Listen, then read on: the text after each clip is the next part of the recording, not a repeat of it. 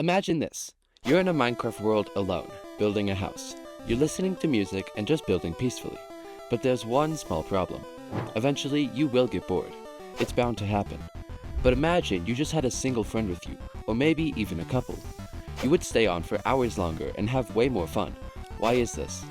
It's the same game, but a completely different experience. Whether it's Fortnite, Among Us, Minecraft, or many more, playing with friends is a better experience for a number of reasons. The first reason is just because you're talking with someone else. When you're just playing alone, you don't socialize with anyone else and cannot interact with anybody. If you're just playing the game alone, it can feel empty sometimes. So because of this, you play a few games, have your fun, and get off without a second thought. Probably going to doom scroll on TikTok for the next hour. Now let's paint this scenario differently.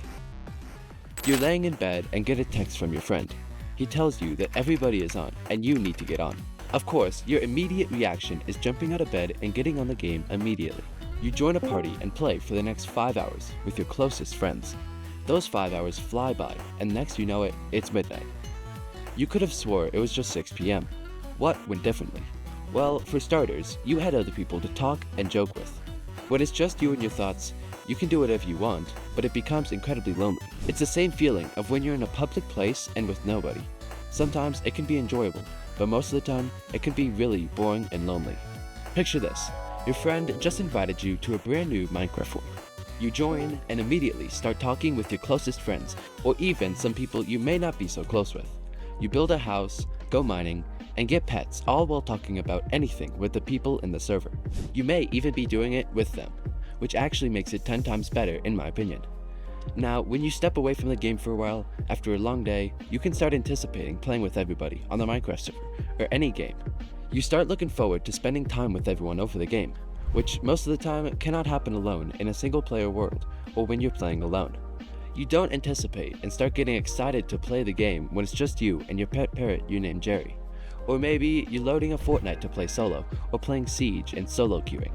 You can look forward to making progress or having fun, but it's not the same feeling of waiting all day to get on with everybody. Now of course, all good things must come to an end. In the Minecraft server, someone kills another player's pet dog, and he rebels. So of course, he blows up the other guy's house and kills him, taking everything he owns. And while he's at it, a third player on the server, who's been on the down low, plants TNT under someone's house, and it goes off. The world has erupted in chaos. Not a house stays, except the single bunker the third guy built, because he knew this would happen. It always happens. Why would it not? People crave having chaos in these types of games or situations. Or we could take a different route, and live in harmony and make a town with everybody's house neighbor to neighbor, with villager trading, and they all live happily ever after. What I'm trying to say is that even when you and your friends have arguments or don't agree with something along those lines, it's still better than sitting in silence playing alone, no matter the game. Now, I'll give you another scenario that has two very different outcomes. You're playing a shooter like Siege, and it's a 1v5. You solo queued, and nobody is talking in voice chat. You hear footsteps coming down from your left, right below you, above you, and to the right in front of you. You fire, dead. You swing, dead. You pivot to a hatch in the floor below you. There's someone else peeking, dead. There's one more coming down the stairs next to you around the corner.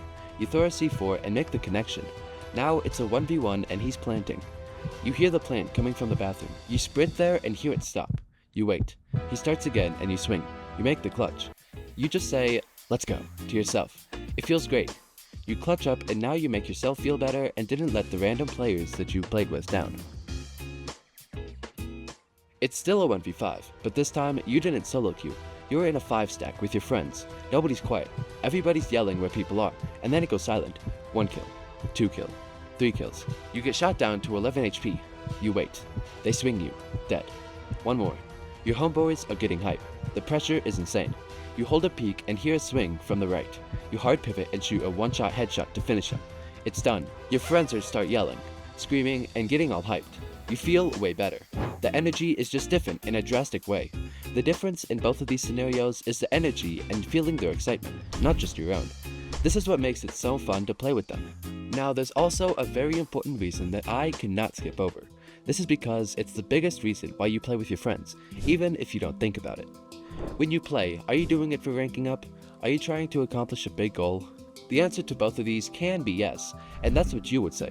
The main reason is for the memories though. The feeling of looking back on the moments when everybody was on and playing.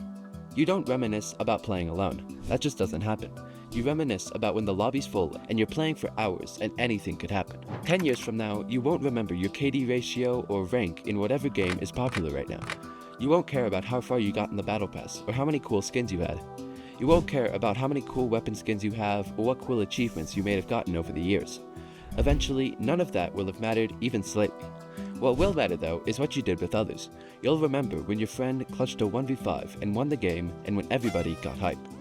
You'll remember when you clutched that 1v5. You'll remember the conversations with everybody at 2 AM on Friday and when everybody was on the game. This is the reason why people crave old games and old things. I'll give you my favorite example and the most popular one. Everybody always says they want old Fortnite back. Everybody says, I miss Prime Fortnite when the game was fun. You've probably heard something along the lines about what I'm about to say. The game doesn't matter. The game could be in the state it is now. Even though you think it's the game, it's really the memories and what we were talking about a few minutes ago. You remember when people were on the game, especially your best friends. Sure, the game was fun, but it wasn't the reason for the memories. If you still don't believe me, listen to this. There are kids right now that are your age that you thought was Prime Fortnite right now, and are feeling the same feeling you felt back in Prime Fortnite. They're having the same fun you felt. It wasn't just the season of Fortnite or how the game was, but how you were. You were younger and had way more fun on the game with your friends. So, the next time you're debating whether to queue up, solo, or wait for your squad, choose your friends. It's not about the stats, the rank, or even the game itself. It's all about the chaos, the laughter, and the clutch moments. And the stories you'll look back on years from now. Thanks for watching, and I'll see you later.